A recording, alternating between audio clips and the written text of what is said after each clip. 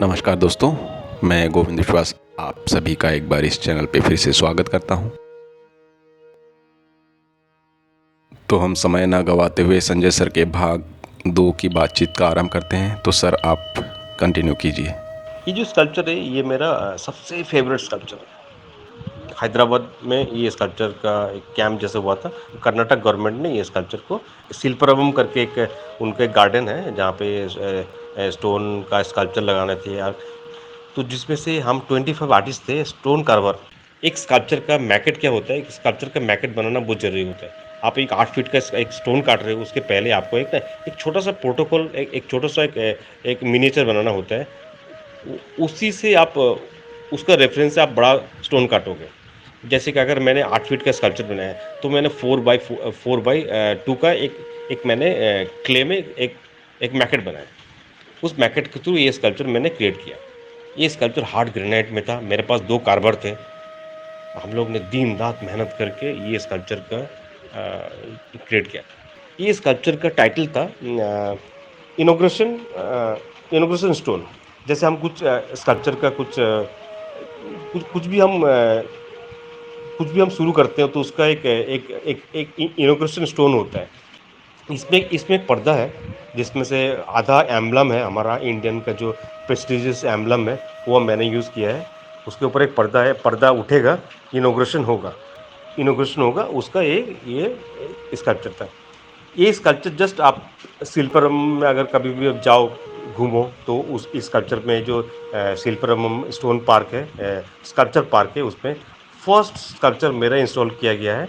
आज जिसमें से इनका कंसेप्ट वही था कि वो स्कल्पचर इनॉग्रेशन स्टोन है, इस तरह से वो स्कल्पचर किया गया है। जी, बहुत ही स्किलफुल काम है सर, इतना बड़ा स्टोन को इतने हैंडल करना और आसानी से ये करवाना। सर हम नेक्स्ट काम की ओर बात करते हैं जिसका नाम है मैसेज सेंड। उसके विषय में कुछ बोलिए। उस स्कल्पचर में मैंने वुड एंड ब्रास मेटल का यूज़ किया है, जिसमें से कुछ बर्ड फॉर्म है जो बुक के साथ मैंने किया है। एक बुक, उसका जो विंग है वो बुक है। उसका उसका विंग है जिसका एट द रेट का आप 20 से 2 भाग में डिवाइड कर दो तो उसका विंग हो जाता है। इस तरह से मैंने उसको किया। और ये इसमें कुछ प्रिंट भी है जिसमें से वुड के ऊपर मैंने प्रिंट किया। प्रिंट मतलब मेरा देसी टेक्निक से मैंने प्रिंट किया, वो स्क्रीन प्रिंटिंग नहीं है। वो मैंने कुछ टेक्निक फाइंड किया था जिसमें से ये वुड प्रिंट किया हुआ है। जी, एज एन आर्टिस्ट हमें बहुत सारे विधाओं में से कोई एक महत्वपूर्ण चीज़ को ढूंढना, टेक्निक को ढूंढना बहुत इम्पोर्टेंट होता है। अच्छा, नए जो भी कलाकार मित्र हैं व कलाकार जो स्टूडेंट्स जो अभी कॉलेज से निकलने वाले हैं या कॉलेज में जाने वाले हैं, उनके लिए आप क्या संदेश देना चाहते हैं? एज एन आर्टिस्ट हमारा एक बहुत बड़ा रिस्पॉन्सिबिलिटी होता है जो कि हमारा यूनिवर्स को एक सेफ रखना है। क्योंकि हमारा स्कल्पचर्स का कुछ कुछ मीडियम बहुत प्रीशियस होता है, जैसे स्टोन है, वुड है। एक हज़ारों साल का फॉर्मेशन के बाद वो स्टोन बनता है। जैसे मार्बल चूने से बनता है, सैंडस्टोन सैंड का लेयर से बनता है। इस तरह से काफ़ी जो चीज़ें हैं जो कि नेचर का एक बहुत बड़ा क्रिएशन है, उसको हमको ध्यान में रख के काम करना चाहिए। जैसे वुड है, वुड वुड का जो फॉर्मेशन है वो फॉर्मेशन होते छोटा से एक सीड से लेके शुरू करके वो बड़ा पेड़ बनता है। उसमें भी कितने करीब 50 साल 20 साल से 50 साल तक लग सकता है जो उस वुड पे हम लोग काम करते हैं। तो उस वुड को वेस्ट ना जाए उसके हिसाब से अपने को बहुत सोच समझ के कार्विंग करना चाहिए या फिर उसको यूज़ करना चाहिए। और एक चीज़ है मुझे बहुत कहना है कि एक जो टेराकोटा मीडियम हम यूज़ करते हैं, हम जो नेचर का जो अर्थ का जो मेन सॉइल है, मिट्टी है, तो उस मिट्टी को हम अपने हिसाब से ढूंढ के उस पर काफ़ी सारा मीडियम यूज़ करके उसका हम टेराकोटा करते हैं, जो कि मिट्टी को बर्न जलाने के बाद उसको यूज़ किया जाता है। जलाने के बाद वो टेराकोटा बनता है। वो मिट्टी जब टेराकोटा बनता है तो वो मिट्टी हमेशा के लिए मिट्टी धरती का बोझ बन जाता है। तो इस तरह से ये सब चीज़ छोटे-छोटे चीज़ हमको ख्याल कर काफ़ी सारा चीज़ें जो कि हमको ध्यान में रखना है। This all are unique creation of natures इस मीडियम्स, तो हमको इसके लिए बहुत सोच समझ के काम करना चाहिए।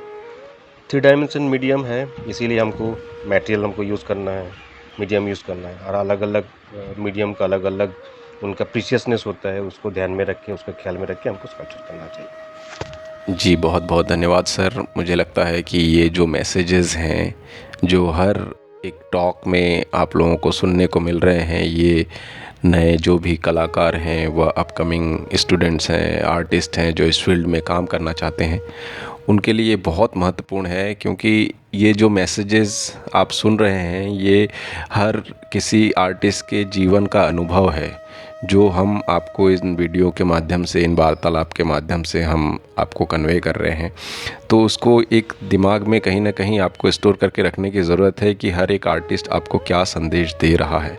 उसको अगर आप फॉलो करेंगे तो आने वाले समय में आपको एक अच्छे जगह पर एक अच्छे कलाकार बनने से कोई नहीं रोक सकता। सर, एज ए टीचर आप जब एमएस में पढ़ा रहे हैं, तो आपका क्या अनुभव है जो आप दर्शकों से साझा करना चाहें? और कब से आप फैकल्टी ऑफ फाइन आर्ट्स में पढ़ा रहे हैं? 2007 से मैं MS university faculty of fine arts sculpture department में as a temporary teaching assistant के हिसाब से मैं पढ़ा रहा हूँ।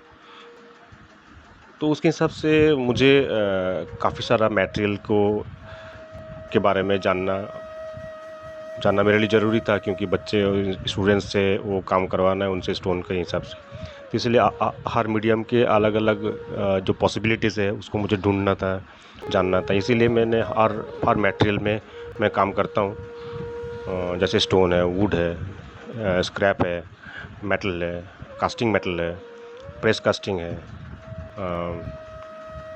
इतने सारे मटेरियल हमको जो यूज़ करना है, तो उस मटेरियल को किस तरह से यूज़ करना है, वो नेचर का बहुत प्रीशियस चीज़ें हैं। और एक चीज़ हमारा 3 डायमेंशन स्कल्पचर में क्या होता है कि हमारा जो आइडिया थॉट्स होते हैं, जो स्कल्पचर्स हमको बनाना है, तो वो आफ्टर ड्राइंग वो आपका जो स्कल्पचर होगा ना, वो स्कल्पचर ही डिमांड करेगा कि आप स्कल्पचर डिमांड करता है मीडियम कौन सा मीडियम में मुझे होना है, मुझे स्कल्पचर कौन सा मीडियम में होना है। तो इसीलिए हमको मुझे हमारे काफ़ी चीज़ों को, जो स्कल्पचर को एक्सप्लोर करने के लिए मीडियम हमारा डिमांड करता है। हमारे स्कल्पचर डिपार्टमेंट में बेसिकली मैं लाइफ स्टडी, हेड स्टडी, जो स्किलफुल वर्क है वो उसका क्लासेस मैं लेता हूँ, और प्लस कुछ ऑप्शनल सब्जेक्ट्स होते हैं, जैसे स्टोन है, वुड है, मेटल कास्टिंग है, डायरेक्ट मेटल है, वो सब क्लास पार्ट बाय पार्ट हमारे टीचर्स को बांटा जाता है, टीचर्स को क्लास दिया जाता है, टीचर्स को एक रेस्पॉन्सिबिलिटी दिया जाती थी, तो उस पर मैं काम करता था। और मेरा एक क्वालिटी था कि मुझे बच्चों के साथ काम करना बहुत पसंद होता था। मैं उनके साथ ही, मैं भी खुद अपना एक लाइफ स्टडी करता था बच्चों के साथ, जो मॉडल हमारा खड़े होते थे उनके साथ बैठ के ड्राइंग करना, उनके साथ क्ले मॉडलिंग करना, ये सब चीज़ मुझे बहुत पसंद है। जी, बहुत बहुत धन्यवाद सर। आपने बहुत सारी काम की महत्वपूर्ण बातें आपने शेयर की आज इस वीडियो में, और इसी के साथ हम आज के प्रोग्राम अपनी कहानी अपनी ज़ुबानी को यहीं रोकते हैं। सभी दर्शकों को बहुत बहुत धन्यवाद, और सर आपका भी एक बार बहुत बहुत धन्यवाद। मुझे आप सभी से एक छोटा सा रिक्वेस्ट है, इस जो भी मेरा इस वीडियो देख रहे हैं, उसके हिसाब से अगर कोई भी मेरा तरफ से कुछ अगर गलती हो गई होगी, कुछ चीज़ स्पॉन्टेनियसली अगर मैंने कुछ बोल दिया, उसमें से कुछ गलती हो गई, तो प्लीज़ आप माफ़ कर दीजिएगा। अगर आपको ये वीडियो पसंद आया है तो आप प्लीज़ लाइक कीजिए एंड शेयर कीजिए।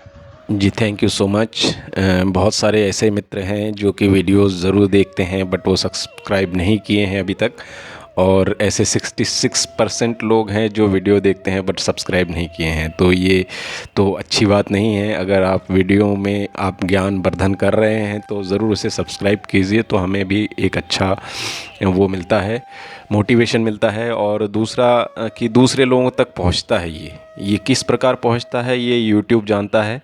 और तो जिन्होंने सब्सक्राइब नहीं किया है उनसे एक रिक्वेस्ट है, सब्सक्राइब कर ले, बेल आइकन को दबा लें और अपने दोस्तों तक शेयर करें, क्योंकि ये बहुत सारे काम की चीज़ें हैं जो कि कला के फील्ड के लिए आने वाले समय में एक बहुत अच्छे से डॉक्यूमेंटेशन किया जा रहा है। क्योंकि एक जगह पे एक साथ इतने सारे लोगों का इंटरव्यू आपको फिर कहीं नहीं मिलने वाला है। तो आप अपने दोस्तों तक शेयर करें, जिनके वीडियोस भी अच्छे लगे वो फेसबुक पे भी टैग करके शेयर कर सकते हैं और इससे हमें बहुत मोटिवेशन मिलेगा। Thank you so much. Thank you.